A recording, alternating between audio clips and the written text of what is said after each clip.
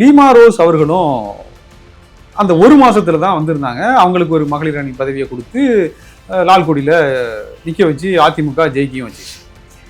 இதை எப்படி பாக்குறது?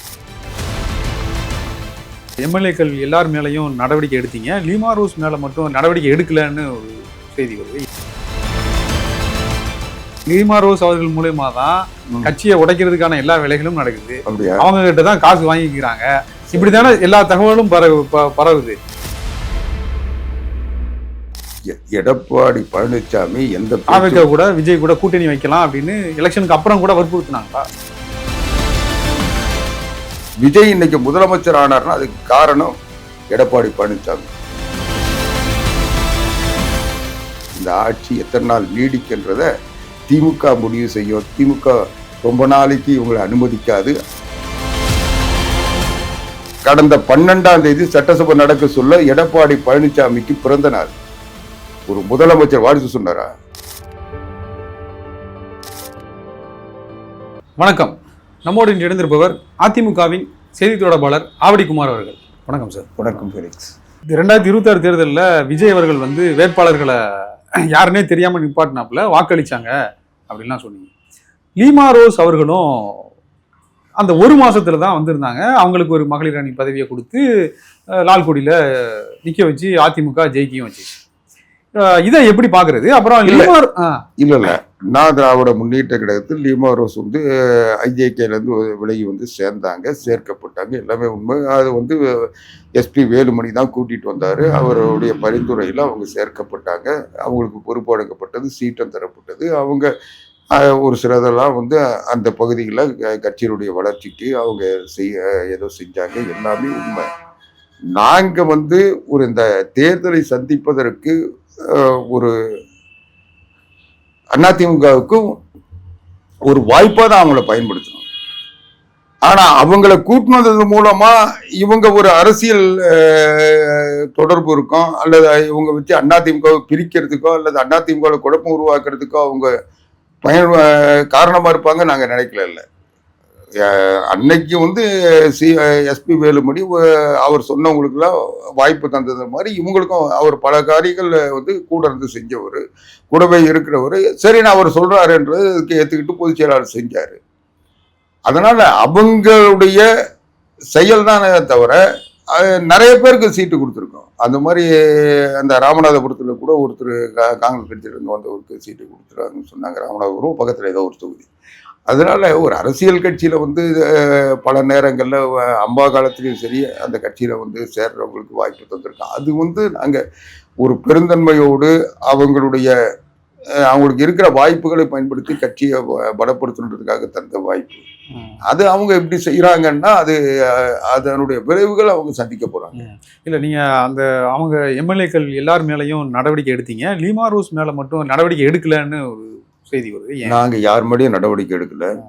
இல்ல, கட்சி விட்டு நீக்கிறது, பதவி விட்டு நீக்கிறது, அந்த மாதிரிலாம் பண்ணி நீங்க புதுசா மாவட்ட செயலாளர் ஃபெலிக்ஸ் ஓரளவுக்கு சமகால அரசியலை ஒரு தெளிவா பார்த்துட்டு வர ஆளு. ஆனா உங்ககிட்ட இருந்து யாரோ சொல்ற கேள்வியை நான் எதிர்பார்க்கல. நீங்க நல்லா பார்த்துங்க, யாரையும் சட்டமன்ற உறுப்பினர் என்ற காரணத்தால் அவங்க மேல எந்த நடவடிக்கை எடுக்கல.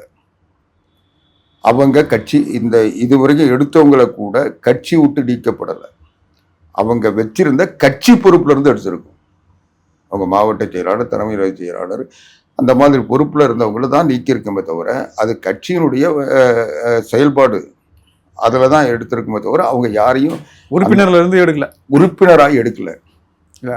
லீமா ரோஸ் அவர்களுடைய பதவியும் எடுத்திருக்கீங்களா? இல்லைங்க, மாவட்டங்கள்ல இன்னைக்கு அந்த தேர்தலில் செயல்பட்டு இது நடக்க சொல்ல அந்த மாவட்டங்கள்ல இந்த கட்சியை புனரமைக்கிறதுக்கு அதுக்கு தேவையான மாவட்ட செயலர் பதவி வச்சிருக்கவங்கள தான் இன்னைக்கு எடுத்திருக்கு. மற்ற லீமா ரோஸ் மட்டும் இல்லை, இன்னும் ஒரு சிலர் அவங்களோட இருக்கிறாங்க, அவங்க கட்சியினுடைய பொறுப்புல இருக்கிறாங்க. அவங்க மேலாம் எடுக்கல. ரெண்டாவது, அந்த மாவட்ட செயலாளர் ஏன் எடுக்கிறாங்கன்னா அந்த மாவட்ட செயலாளர் அந்த மாவட்டத்தில் கட்சியை வழிநடத்த வேண்டியவர். இப்போ அவர் ஒரு தப்பான முடிவு இருக்க சொல்ல அந்த மாவட்டத்தில் இருக்கிற மற்ற கட்சிக்காரனா மற்ற அமைப்புகளை பாதிச்சிடக்கூடாதுன்றதுக்காக அந்த மாவட்ட செயலாளர்கள் எல்லாத்தையுமே லீமா ரோஸ் தான் வழி நடத்துறாங்க. அவங்க ஒரு புதிய அம்மாங்கிற ரேஞ்சுக்கு கொண்டு வந்துட்டாங்கல்ல. நீங்க கட்சியை பெலிக்ஸ் உடைக்கிறதே அவங்க சொல்லிட்டீங்க. பெலிக்ஸ் உங்களுக்கு வந்து ஏன் சிவி சண்முகம் மேலையும் எஸ்பி வேலுமணி மேலையும் இவ்வளவு கோவம்னு எனக்கு தெரியல. அவங்க 2 பேருக்கு லீமா ரோஸ் வழி நடத்துற அளவுக்கு அவங்க மோசமாயிட்டாங்களா? அப்படித்தானே தகவல் எந்த தகவல் வந்து சொல்லுங்க. அவங்க லீமா ரோஸ் நேத்து கூட சொல்றாங்க, நான் கேஸ் போடுவேன், நான் சட்டப்படி நடவடிக்கை எடுப்பேன்றாங்க. ஏங்க இப்படி எல்லாம் பண்ணிட்டு இருக்கீங்க? அவங்க மூலியமா தான் சோசியல் மீடியா சொல்லுங்க, நான் தெரிஞ்சுக்கிறேன். சோசியல் மீடியா தகவல்லாம் பாத்தீங்கன்னா இல்ல நீங்க சொல்ற தகவல் எனக்கு புதுசா சொல்லுங்க. லீமா ரோஸ் அவர்கள் மூலியமா தான் கட்சியை உடைக்கிறதுக்கான எல்லா வேலைகளும் நடக்குது. அவங்க கிட்ட தான் காசு வாங்கிக்கிறாங்க. இப்படித்தானே எல்லா தகவலும் பரவுது. இல்ல நீங்க சொன்னா சரியா இருக்கு. நீங்க அவங்க மேல நடவடிக்கை எடுக்கல. நாங்க வந்து இந்த தேர்தல் சம்பந்தமா சட்டமன்ற கட்சி சம்பந்தமா எந்த நடவடிக்கை எடுக்கல. சட்டமன்ற கட்சியில 47 சட்டமன்ற உறுப்பினரும் கையெழுத்து போட்டு பொதுச் செயலாளராக எடப்பாடியாரை தலைவராக தேர்ந்தெடுத்து மனு கொடுத்தாச்சு சட்டமன்ற சபாநாயகர்கிட்ட. அது மாதிரி கட்சியினுடைய பொதுச் செயலாளர் முறையில் கட்சியினுடைய பேரண்ட் பாடியினுடைய அனுமதியோடு அந்த நடவடிக்கை நடக்கப்பட்டிருக்கு. அது சட்டப்படி அதுதான் செல்லும். அதை அதை அறிவிக்க வேண்டிய கடமை வந்து சட்டப்பேரவை சபாநாயகர் இருக்கு. அவர் செய்வார்னு எதிர்பார்த்துருக்கேன். இன்னைக்கு கூட போய் எங்க தலைவர்கள் அதை கேட்டிருக்காங்க. அவர் செய்யறன்னு சொல்லி சட்டசபை செயலாளரிடம் பார்த்துட்டு வந்திருக்காங்க. அதனால அது நடவடிக்கை எடுக்கும். அப்படி இல்லைன்னா நாங்க கோர்ட்டுக்கு போவோம், அது வேற. ஆனா இந்த கட்சி அதுக்காக வெயிட் பண்ண முடியாது. ஒவ்வொரு நாளும் கட்சியினுடைய தொண்டர்கள் களத்துல நிக்கிறவங்க அவங்களுக்கு அடுத்த கட்டத்தை நோக்கி நகரணும்னா அதுக்குரிய பயிற்சி நடவடிக்கை எடுத்துட்டு இருக்கோம். இவங்களை வந்து நீங்க 25 பேர் ஏற்று ஓட்டு போட்டாங்கன்னா அவங்க என்ன சொல்றாங்க, சபாநாயகர் சட்டம் என்ன சொல்லுதுன்னா கொறடா உத்தரவு கட்டுப்படலன்னு சொல்ல முடியாது. ஏன்னா கொறடாவை நாங்க நியமிக்கலன்னு சொல்லி அவங்க சொல்றாங்க. அதனால கொறடாவை நியமிக்கிறதுக்காக எதிர்பார்த்துட்டு இருக்கோம். அதனால இவங்க வந்து 2 அணின்னு சொல்றாங்க. 2 அணியா இருக்க முடியாது. 2 அணியா இருக்கணும்னா 2/3 மெஜாரிட்டி இருக்கணும். அது இல்லை. அதனால அதுவும் அவங்களுக்கு செல்லாது. அதனால எல்லா கதவுகளும் அடைக்கப்பட்ட நிலையில் தான் அவங்க ஏதோ அவசரப்பட்டு அமைச்சர் ஆசைப்பட்டு கடைசியில இங்க இருக்கிற வேட்டியே இருக்குமா இல்ல கரவேட்டி, நான் முடிச்சிடுறேங்க. கரவேட்டிய வந்து இழந்துட்டு பன்னீர்செல்வம் மாதிரி ஏற்கனவே ஜேசிடி பிரபாகரன் மாதிரி ஏற்கனவே வைத்தியலிங்க மாதிரி அவங்க அமைச்சரவைக்கு ஆசைப்பட்டாங்கன்னு சொல்றீங்கல்ல, அமைச்சரவைக்கு ஆசைப்பட்டாங்கன்னு சொல்றீங்க. நான் சொல்லல, மறுபடியும் என்ன வந்து சிக்கல்ல சொல்லாதீங்க. நான் சொல்லல. இத வந்து சிவி சண்முகமே சொன்னாரு, எஸ்பி வேலுமணி சொன்னாரு, விஜயபாஸ்கர் சொன்னாரு. நான் முடிச்சிடறேன் ஃபெலிக்ஸ். இன்னும் சொன்னா கேசி வீரமணி சொன்னாரு, நாங்க 5 வருஷம் நான் சும்மாவா இருக்க முடியும், 5 வருஷம் எம்எல்ஏ ஆகிட்டு நாங்க என்ன பண்றது, வீட்லயே உட்காந்துருக்க முடியும். அதனால அமைச்சர் ஆனா நாங்க மக்களுக்கு நல்லது செய்வோம். அவங்க பாவம் வீட்டுக்கு எதுவும் செய்ய மாட்டாங்க, எல்லாம் அமைச்சராகி மக்களுக்கு நல்லது செய்யணும்னு அவங்க ஆசைப்பட்டு அவங்க தான் சொன்னாங்க, நாங்க சொல்லல. இல்ல ஒருவேளை எடப்பாடி அவர்களை கூட்டணிக்கு வற்புறுத்தி இருப்பாங்களோ, அதனால அவங்க பிரிஞ்சு போயிட்டாங்களான்னு கேக்குறேன். எடப்பாடி பழனிசாமி எந்த கூட விஜய் கூட கூட்டணி வைக்கலாம் அப்படின்னு எலெக்ஷனுக்கு அப்புறம் கூட வற்புறுத்தினாங்களா? ஏங்க அவங்க வந்து இவங்க கூப்பிட்டாங்க, லீமா ரோஸ் கூப்பிட்டாங்க, ஆதவ அர்ஜுனா கூப்பிட்டாங்க. இதெல்லாம் வந்து எங்களுக்கு பிரச்சனை இல்லை. தாவேக்கா நேரடியான அழைப்பு வந்து எல்லாருக்கும் இமெயிலையாவது அனுப்புனாங்க. அந்த மாதிரி ஏதாவது அழைப்பு அனுப்புனதா ஃபெலிக்ஸுக்கு தெரிஞ்சா சொல்லுங்க.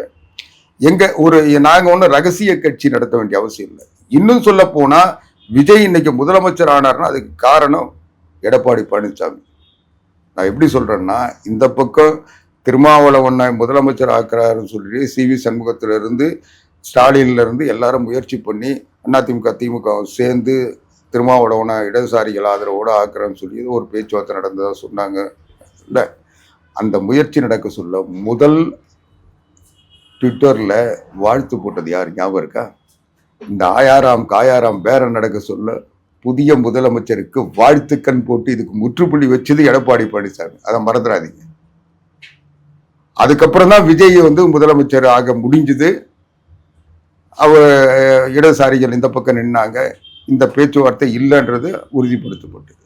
அதனால தமிழ்நாட்டு அரசியல் இன்னைக்கும் களம் எடப்பாடி பழனிசாமி கையில தான் இருக்கு. இன்னைக்கு இந்த ஆட்சி முதல் முறையா அமைஞ்சிருக்கு. வாழ்த்துக்கள். இந்த ஆட்சி எத்தனை நாள் நீடிக்கின்றத திமுக முடிவு செய்யும். திமுக ரொம்ப நாளைக்கு இவங்களை அனுமதிக்காது. 6 மாதத்துல இந்த ஆட்சிக்கு முடிவு வரும். நிச்சயமா அடுத்து முதலமைச்சர் எடப்பாடி பழனிசாமி தான். இல்ல முடிவு வரணும்னு நினைக்கிறீங்களா இல்ல முடிவு வரணும்னு ஆசைப்படுறீங்களா? இல்ல அவர் தாய்மாமன் சீர் தருவாரா 6 மாசத்துல? பெட்ரோல் 6 கேஸ் சிலிண்டர் தருவாரா? எனக்கு என்னமோ ஏன்னா இல்ல நான் சொல்றதை கேளுங்க. விஜய் ஆட்சி முடிவு வரணும்னு 2 பேரும் ஆசைப்படுறீங்களோன்னு தோணுது. ஆமாங்க, தமிழ்நாட்டுல ஒரு பாதுகாப்பான ஆட்சி இருக்குனுங்க. இன்னைக்கு என்ன நிலைமை? இல்ல பாதுகாப்பு ஆட்சி ஏங்க இன்னைக்கு என்ன நிலைமை? அன்னைக்கு பாட்டிலுக்கு 10 ரூபாய் டான்ஸ் ஆடினார்ல கரூர்ல, 41 பேர் செத்து போனாங்கல்ல. இன்னைக்கு எந்த ஒயின் ஷாப் முன்னால போய் பாருங்க, அந்த ஒயின் ஷாப்ல குடிச்சு வரவெல்லாம் இன்னும் 10 ரூபாய் வாங்குறாங்கன்னு சொல்றாங்க. என்ன மாற்றம் இது? இன்னைக்கு பத்திரிகை பாருங்க, இந்த ஒரு வாரத்துல எத்தனை 40-50 கொலைகள் நடந்திருக்கு, ராபரி நடந்துட்டு தான் இருக்கு. விஜய் அடிக்கிறதுக்காக 2 பேரும் ஒன்னா சேர்ந்துருவாங்களோ? நாங்க வந்து திமுகவோட சேர வேண்டிய அவசியம் இல்லை. எங்க பலத்தை நாங்க நிரூபிக்க முடியும். இந்த அலையில இன்னும் சொல்ல போனா அண்ணா திமுக தான் திமுகவுக்கு எதிராக ஒரு அலையை உருவாக்கி வச்சது. எடப்பாடி பழனிசாமி தான் தமிழ்நாடு முழுவதும் பயணம் செஞ்சு மக்கள் ஆதரவு திரட்டி திமுகவுக்கு எதிரான ஒரு வேவ் கிரியேட் பண்ணி வச்சிருந்தாரு. அதை வந்து அறுவடை செஞ்சு விஜய் பலன் பெற்றாரே தவிர, இவர் போய் மக்களை திரட்டி மக்கள் கிட்ட கொள்கையை பேசி மக்களுடைய பிரச்சனைகளை பேசி அங்கங்க நிருபர்களை பார்த்து இருக்கிற பிரச்சனையை பேசி விவாதிச்சு எந்த முன்னெடுப்பும் திமுக ஆட்சிக்கு எதிராக நடத்தவே இல்லை. இவர் எனக்கும் திமுக தான் போட்டின்னு சொன்னாரே தவிர இன்னைக்கு அதுதான் நினைக்கிறாரு. அவர் வந்து அரசியல்ல வந்து திமுகவை வந்து எளிதா வீழ்த்திடலாம், எடப்பாடி பழனிசாமி வீழ்த்த முடியாது. அவர் மக்களோடு இருக்கிறாரு, அவர் மக்களுக்கான தலைவர்.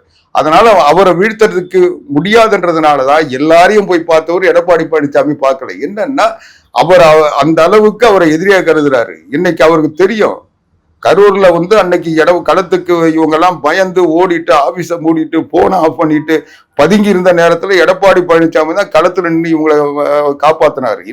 இல்லைன்னா அன்னைக்கே திமுக ஆட்சி இவங்களை வந்து குற்றவாளி ஆக்கி கட்சியை காலி பண்ணியிருக்கும்.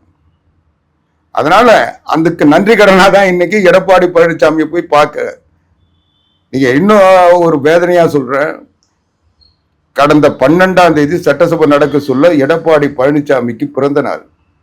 ஒரு முதலமைச்சர் வாழ்த்து சொன்னாரா? எவ்வளவு வன்மத்தோடு அயோக்கியத்தனமா அவர் சிந்திக்கிறார்ன்றதுக்கு அது ஒரு எடுத்துக்காட்டு. நான் இதை வந்து வேதனையோடு சொல்றேன். ஏன்னா ஒரு முதலமைச்சர் ஆன பிறகு தன்னுடைய நாகரிகமா நடந்துக்க பழகுனர்ல, ஒரு எதிர்கட்சி தலைவராக இருந்தவர், முன்னாள் முதலமைச்சராக இருந்தவர், அவரை வந்து அவருடைய பிறந்த நாள்ல அவருக்கு ஒரு வாழ்த்து சொல்றது ஒரு மரபு இல்லையா? அதனால விஜயை நீங்க வந்து ஒரு நல்லவர்னு சொன்னீங்கன்னா நீங்க நம்பலாம், நான் நம்ப மாட்டேன். உங்களுடைய கருத்துக்களை மிக தெளிவாக முன்னிச்சதுக்கு ரொம்ப நன்றி. நன்றி.